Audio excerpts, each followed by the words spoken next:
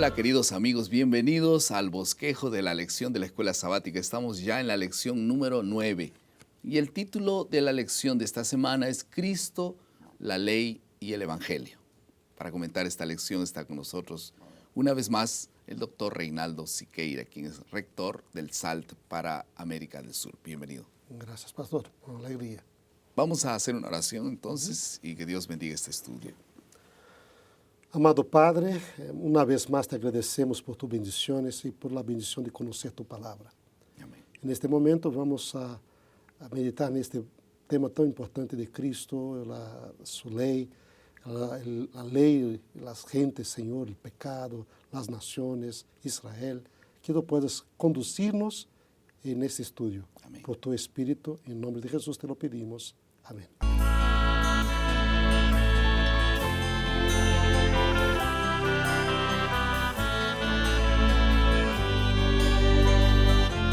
En nuestra casa éramos 5 hermanos y existía una ley que nadie podía llegar después de una cierta hora que había sido definida. Esta ley duró en cuanto nosotros estábamos lógicamente en la casa. Así que cuando tuve la oportunidad de salir para colportar, una noche yo decidí quedarme con los amigos conversando allí y después de medianoche nosotros comenzamos a retornar a nuestra casa. Al volver, nosotros descubrimos que había unos hombres así malhechores cerca y ellos terminaron asaltándonos y quitándonos todas las pertenencias que teníamos. Y yo siempre pienso que mi padre nos quería vacunar contra el sufrimiento, por eso quería que evitemos salir muy tarde, porque en la oscuridad es más peligroso. Él realmente nos amaba, él quería lo mejor para nosotros. El enfoque de la lección de esta semana es entender que la ley de Dios y su gracia muestran que Dios está interesado y también involucrado en nuestra vida. Y Él desea que entendamos esa buena noticia o extendamos esa buena noticia a los demás. Vamos a pasar a la segunda parte de nuestro bosquejo, que es la comprensión.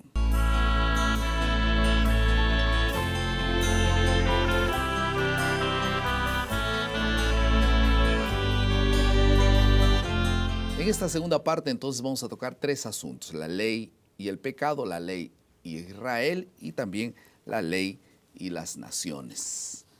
La ley y el pecado, entonces, esta primera parte, ¿cuál es la naturaleza del pecado en relación a la ley? ¿Qué dice la Biblia en relación a esto? Interesante que Pablo aquí, pastor Chuck, la lección empieza con el estudio de ese versículo. En Romanos capítulo 7, verso 7 dice, ¿qué diremos pues? ¿La ley es pecado? ¿La ley es pecado? Dice, en ninguna manera, de modo alguno, de ninguna manera. Pero yo no conocería el pecado, ¿no? Sino por la ley, porque él tampoco conociera la codicia si la ley no dijera, no codiciarás.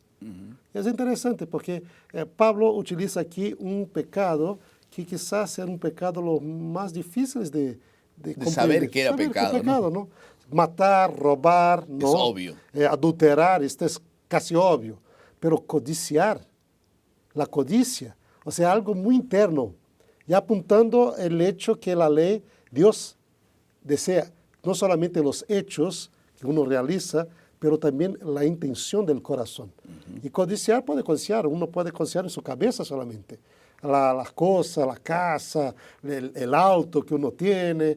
Y la Biblia dice mismo el cónyuge, ¿no? La esposa, el marido, ¿no? Y dice, no codiciarás. Entonces la persona aquí, ahora, al leer la ley, comprende que la codicia también, mismo que nunca llegue a se tornar realidad, pero solo el hecho de codiciar ya es pecado. Y uno entonces pasa a comprender que la ley no es pecado, el pecado es la transgresión de la ley. Quebrar aquello que Dios nos ordenó hacerlo. ¿Cuál era la importancia de la ley para Israel en este sentido? ¿Por qué era tan importante la obediencia de la ley para el pueblo de Israel y también para nosotros hoy? Es interesante ver que mucha gente, ¿no? Esta confusión que la ley para decir la muerte es por la maldición de la ley, que es la penalidad. Pero a lei em si está relacionada com vida. Uno, ao observar a lei, guardar a lei de Deus, ele vai ter vida. Em Deuteronômio, capítulo 30, ¿no? Los versos 15 em delante, é interessante o enfoque, a ênfase que Moisés nos apresenta quanto a vida e a felicidade e o bem-estar de uma pessoa está relacionada com a lei. Diz assim. ¿Cuánto es? Deuteronômio 30, versículo 15. Ajá. Diz assim: mira, yo he puesto delante de ti hoy la vida y el bien, la muerte y el mal. Entonces, vida y bien, muerte y mal. Porque yo te mando hoy que ames a Jehová tu Dios, que andes sus caminos, que guardes sus mandamientos, sus estatutos, sus decretos, para que vivas. Guardar a lei está relacionado a vivir, não? Viva e seas multiplicado, prosperidade. E Jeová, tu Deus, te bendiga, bendição. A lei está com vida, prosperidade e bendição. E na terra qual entras para tomar possessão. Não? Mais adelante diz, verso 19, a los cielos e la tierra llamo por testigos hoy contra vosotros que os he puesto delante de la vida y la muerte, la bendición y la maldición. Escoge pues la vida para que vivas tú y tu descendencia, amando a Jehová tu Dios, atendiendo a su voz, siguiéndole a Él, porque en Él es vida para ti y la prolongación de estos días. Entonces la ley está ligada a vida. Y es verdad. Me acuerdo una vez cuando hablaba con una señora israelita que vivía en Israel. Jenny Friedman es su nombre, ya falleció. Pero ella fue una sobreviviente del Holocausto, de la Shoah, de la Segunda Guerra Mundial. Y ella era una creyente en Dios, una creyente en Jesús. Una señora judía que creía en Jesús como su Salvador. Pero la gente enojaba, siempre dice, pero tú sobreviviste al Holocausto, esa tragedia tan grande, ¿cómo puedes creer en Dios? Y él entonces me contestaba, ¿sabe qué digo, Reinaldo? Digo, ¿qué dices? ¿Qué contesta, Jenny? Yo digo, no pongas sobre Dios la culpa del hombre. Dice, pero ¿cómo? ¿Qué quieres decir? Él decía, Dios dio sus 10 mandamientos, su ley. Si la gente guardara solamente los 10 mandamientos, ¿cómo sería este mundo? ¿Cómo sería este mundo? Un paraíso. No habría robos, no habría adulterio, asesinatos. O sea, sería un mundo bueno de se vivir. Guardando la ley, promueve la vida. Y es esto que Dios enseñó para los hijos de Israel, ¿no? Y ahora, en relación a los reinos, nosotros sabemos que Dios se preocupó para que el pueblo de Israel tuviese la ley y la comunicase a los demás.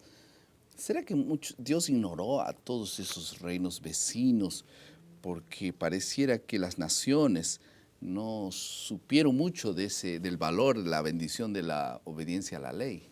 Es interesante ver que la gente piensa que Dios no se preocupó mucho con las naciones, con los gentiles, ¿no? Se preocupó y amaba solamente a Israel. Es muy común la gente pensar eso. Pero esto no es la historia de la Biblia. La historia de la Biblia no empieza en el Éxodo.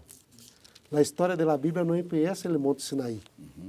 La historia de la Biblia empieza con Adán, con los primeros padres, o sea, los padres de todos los seres humanos. Con Noé sigue la historia. Y de los 3 hijos de Noé, ¿no?, salieron todas las naciones del mundo. Y nos dice que fueron las naciones que se rebelaron contra Dios. Y no Dios que rechazó y menospreció a las naciones. Pero cuando las naciones menospreciaron a Dios, rechazaron a Dios, entonces Dios llamó a Abraham para que él fuera una bendición.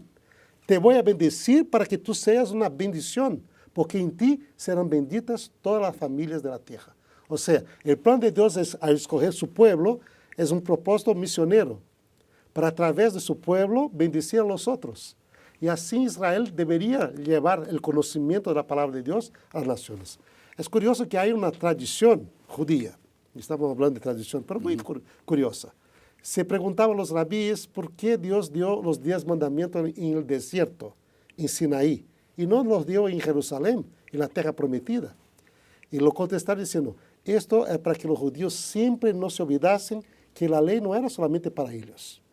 Porque si Dios hubiera dado su ley en la tierra de Israel, los judíos podrían decir, la ley es solamente para nosotros. Pero Él dio la tierra del desierto, tierra de nadie. Y si dio la tierra de nadie es porque los mandamientos son para todos. No pertenece solamente a nosotros, pero pertenece a todas las naciones. Y nosotros somos solamente un canal para llevar ese conocimiento de Dios a la gente. Y se olvidó de Él, ¿no? Y hay un texto en Romanos 1:20 que dice, porque las cosas invisibles de Él, su eterno poder y deidad, se hacen claramente visibles desde la creación del mundo, siendo, dice, extendidas por medio de las cosas hechas, de modo que no tienen excusa, nadie tiene excusa. Entonces, En algún momento nadie va a decir, yo no sabía. Sí, es verdad. Hay dos cosas aquí que podemos mirar aquí. Hay memorias, hay recuerdos en cada cultura de esas verdades bíblicas originales. Por ejemplo, muchas culturas, centenares de culturas se acuerdan del diluvio, de la destrucción por la lluvia, ¿no? En las leyes de los pueblos hay muchas leyes semejantes a los 10 mandamientos. Sí, como la ley de los incas, por ejemplo, ama, yuya, maquella, y que significa no matarás, no mentirás. Prácticamente los 10 mandamientos estaban en las leyes de los incas y en muchas culturas también, ¿no? Porque ellos son hijos de Noé. Muchas de esas verdades pasaron por transmisión, pero también el Espíritu Santo trabaja en la conciencia, en la mente y el corazón de la gente, llamando de vuelta a la gente a la verdad en Dios. Entonces, verdad es que Dios se interesa por la gente. Pedro descubrió eso en Hechos 10. Dice, yo ahora entiendo que cualquier persona que busca a Dios de corazón le es aceptable y que practica su ley es aceptable delante de Dios. Amén. Vamos a pasar a la tercera parte de nuestro bosquejo, que es la aplicación.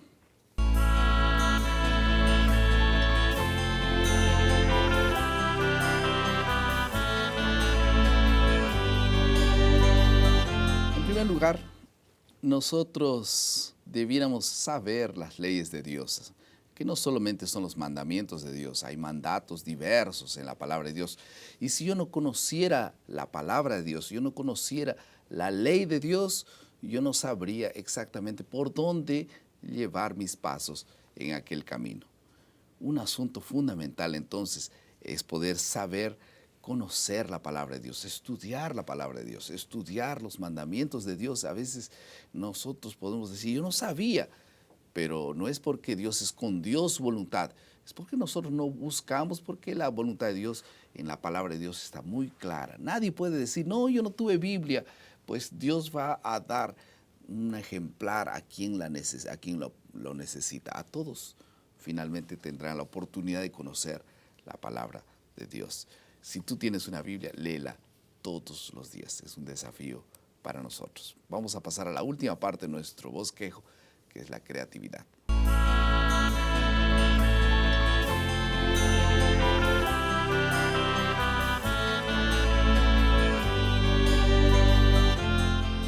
Una de las cosas que más sensibilizan nuestro corazón es hacer la voluntad de Dios.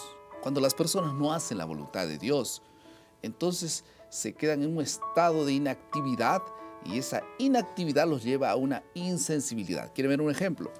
Cuando David tenía que estar en la guerra, no estaba cumpliendo la misión de ser rey y estar al frente de su ejército. La Biblia dice que se quedó en su casa, se quedó durmiendo y cuando estaba allí, él tuvo aquella tentación con aquella mujer y él cayó y entonces a medida que él iba pecando, su sensibilidad iba reduciéndose. Por eso es que la falta de una misión debilita la fe, tiene una relación muy grande. Por eso yo te invito a cumplir una misión. No te quedes apenas con la lectura de la Biblia y con la oración. Hay necesidad de cumplir una misión. ¿Quién y dónde vas a cumplir esa misión? Dios tiene un quién y un dónde. Busca ese camino. Dios te va a mostrar. Y esta semana, anda, cumple una misión. Tú vas a tener satisfacción y felicidad plena. Vamos a orar. Querido Padre, muchas gracias por tu palabra. Bendícenos, Señor, para cumplir esta misión, para tener sensibilidad, para no solamente hacer tu voluntad, sino también caminar en el camino de la obediencia a los mandamientos de Dios.